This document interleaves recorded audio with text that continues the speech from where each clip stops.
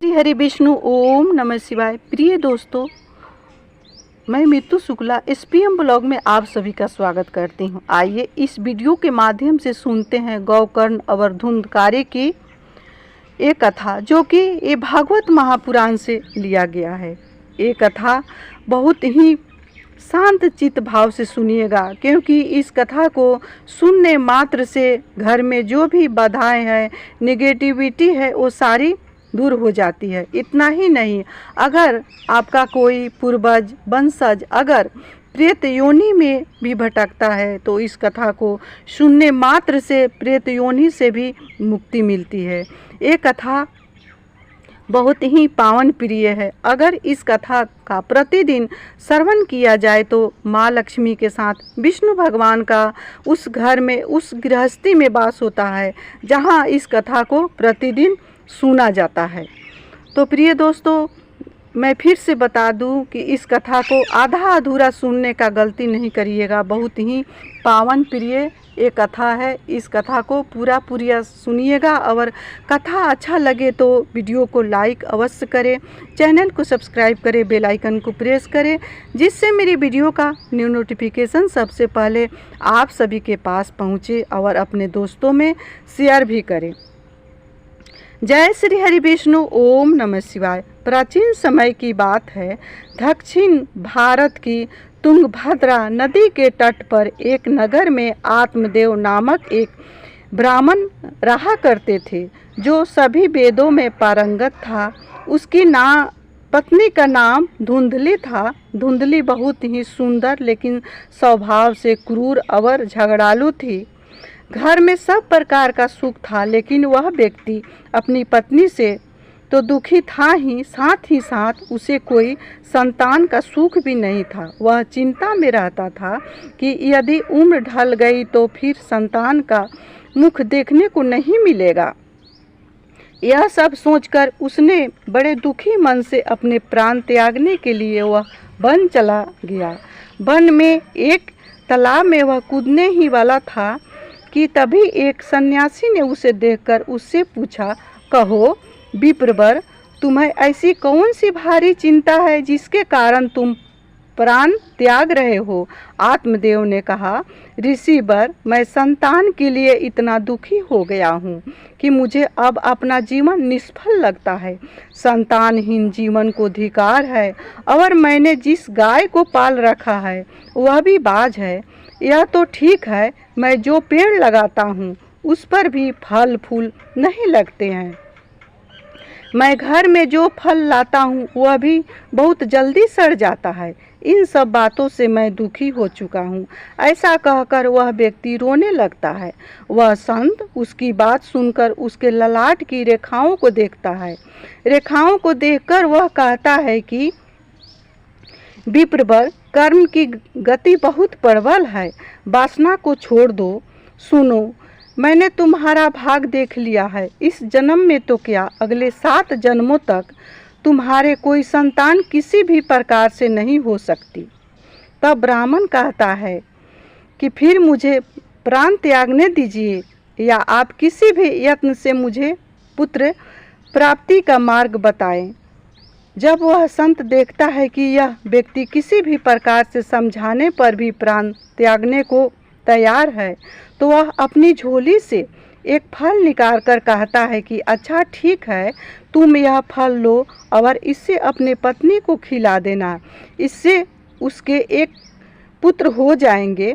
आत्मदेव वह फल लाकर अपनी पत्नी को दे देता है, लेकिन उसकी पत्नी वह मन ही मन सोचती है कि यदि मैंने ये फल खा लिया और गर्भ रह गया तो मुझसे रहा नहीं जाएगा और मैं मर भी सकती हूँ। यह सोचकर वह तय करती है कि मैं यह फल नहीं खाऊंगी। इसीलिए वह आत्मदेव से कई तरह के तर्क और कुतर्क करती है। आत्मदेव के कहने पर वह फल तो रख लेती है, लेकिन खाती नहीं है।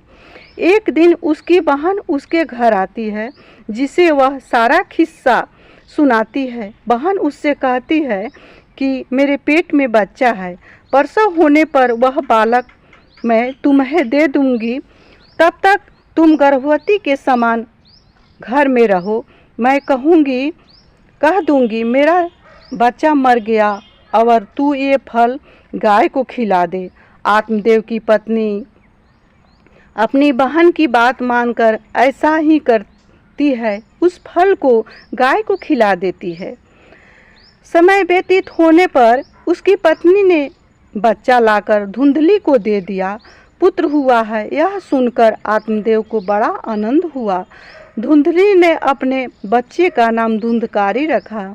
इसके 3 माह व्यतीत होने के बाद एक दिन आत्मदेव सुबह गाय को चारा डालने गए तो उसने देखा कि गाय के पास एक बच्चा है जो कि मनुष्याकार है, लेकिन बस उसके कान ही गाय के समान थे। उसे देखकर वह आश्चर्य में पड़ जाता है, हालांकि उसे बड़ा आनंद भी होता है।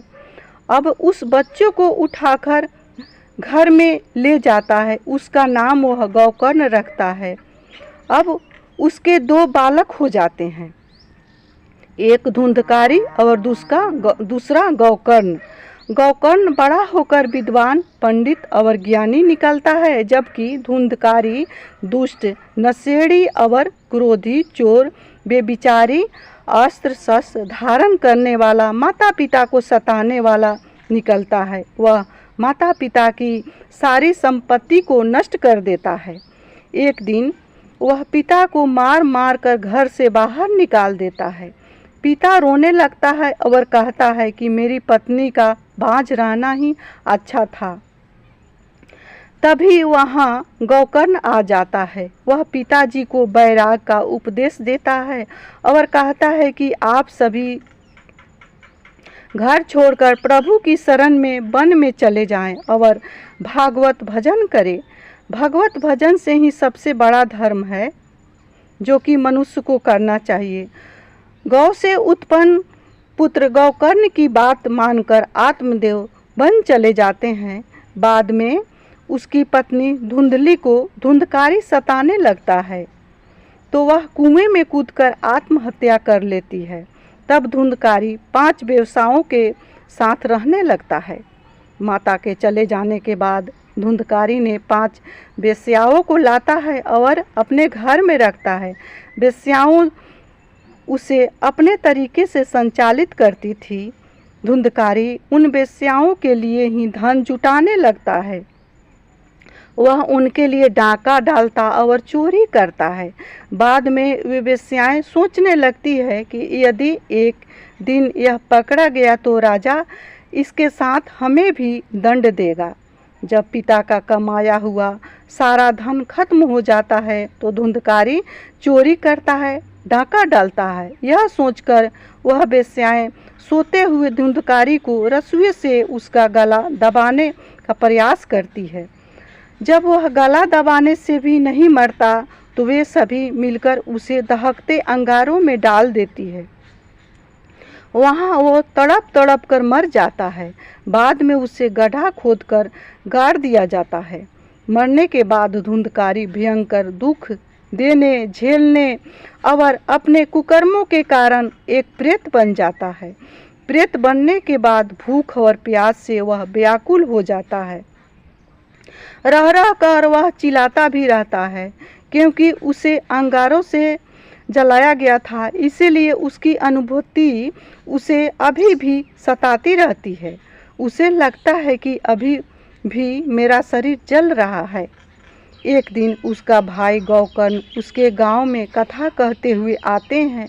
गौकर्ण सबसे नज़र बचाते हुए अपनी पुश्तैनी मकान में सोने चले जाते हैं। अपने ही घर में अपने भाई को सोया हुआ देखकर धुंधकारी खुश हो जाता है और आवाज़ लगाता है। गौकर्ण यह आवाज़ सुनकर पूछता है कि तुम कौन हो? धुंधकारी कहता है, मैं तुम्हारा भाई हूँ। मेरे कुकर्मों की गिनती नहीं की जा सकती, इसी से मैं प्रेत योनि में पड़ा यह दुर्दशा भोग रहा हूँ। तुम दया करके मुझे इस योनि से छुड़ाओ मेरे भाई, निकालो, किसी तरह मुझे बचाओ।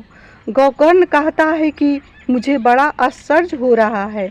मैंने तुम्हारे लिए विधि पूर्वक गया जी में श्राद्ध किया, फिर भी तुम प्रेत योनि से मुक्त कैसे नहीं हुए? मैं कुछ भी और उपाय करता हूँ। कई उपाय करने के बाद भी जब कुछ नहीं होता है तो अंत में वह सूर्य देव से पूछते हैं। तो सूर्य देव कहते हैं कि केवल श्रीमद् भागवत कथा सुनने से ही मुक्ति हो सकती है, इसीलिए तुम सप्ताह पारायण करो। तब गौकर्ण व्यास गद्दी पर बैठकर कथा कहने लगते हैं। देश गांव से बहुत लोग कथा सुनने आने लगते हैं। इतनी ही भीड़ हो गई कि सब आश्चर्य करने लगे। तब वह प्रेत भी वहां आ पहुंचा। वह इधर उधर स्थान ढूंढने लगा। इतने में उसकी दृष्टि एक सीधे रखे हुए 7 गांठ के बांस पर पड़ी। वह वायु रूप में उसमें जाकर बैठ गया। जब शाम को कथा को विश्राम दिया गया, 7वां दिन का कथा पूर्ण हुआ, तो एक बांस बड़ी विचित्र बात हुई। सब देखते देखते उस बांस की एक गांठ तड़तड़ करती फट गई। इस प्रकार 7 दिन में 7 गांठें फट गई और 12 स्कंद सुनने से पवित्र होकर धुंधकारी एक दिव्य रूप धारण करके सामने खड़ा हो गया। उसने अपने भाई को प्रणाम किया। तभी वैकुंठवासी पार्षदों के सहित एक विमान उतारा। सबके देखते ही धुंधकारी विमान पर चढ़ गए। उन पार्षदों को देखकर उनसे गौकर्ण ने कहा, भगवान के प्रिय पार्षदों, यहाँ हमारे अनेकों शुद्ध हृदय श्रोतागण है। उन सबके लिए एक साथ बहुत से विमान क्यों नहीं लाए? यहाँ सभी ने समान रूप से कथा सुनी है, फिर फल में इस प्रकार का भेद क्यों? भगवान के पार्षदों ने कहा, इस फल भेद का कारण इनमें श्रवण का भेद है। श्रवण सबसे समान रूप से ही किया, किंतु इसके जैसा मनन नहीं किया। इस प्रेत ने 7 दिन तक सुने हुए विषय का स्थिर चित्त से खूब मनन भी करता रहा। यह कहकर वे सब पार्षद वैकुंठ को चले गए। श्रावण माह में गौकर्ण ने फिर से उसी प्रकार सप्ताह क्रम से कथा कही। वहाँ भक्तों से भरे हुए विमानों के साथ भगवान प्रकट हो गए। उस गांव में कुत्ते और चंडाल पर्यटन जितने भी जीव थे, सभी दिव्य देह धारण करके विमान पर चढ़ गए। भगवान उन सभी को योगी दुर्लभ गोलोक धाम में ले गए।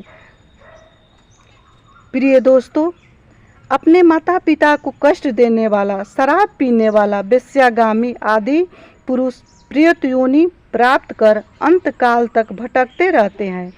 अब न हो गौकर्ण की तरह कथा सुनाने वाले हैं और न सुनने वाले। धुंधकारी को उसके पापों की सज़ा तो मिली ही, साथ ही उसने प्रेत योनि में रहकर भी सज़ा भुगती।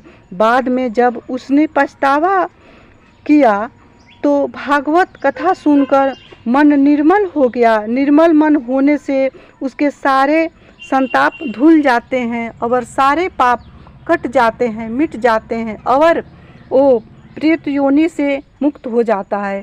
प्रेम से बोलिए जय श्री हरि विष्णु, ओम नमः शिवाय, हर हर महादेव। ये कथा बहुत ही पावन प्रिय है। इस कथा को अवश्य ही सुनिएगा और कथा अच्छा लगे तो कमेंट में जय श्री हरि विष्णु अवश्य लिखिएगा और साथ ही साथ इस कथा को लाइक अवश्य करिएगा, क्योंकि आपका लाइक और कमेंट मेरे लिए बहुत ही महत्वपूर्ण है। इसी के साथ मैं अपने वाणी को सांवरिया सरकार विष्णु भगवान के चरणों में विराम दे रही हूँ। मिलती हूँ अगले वीडियो में।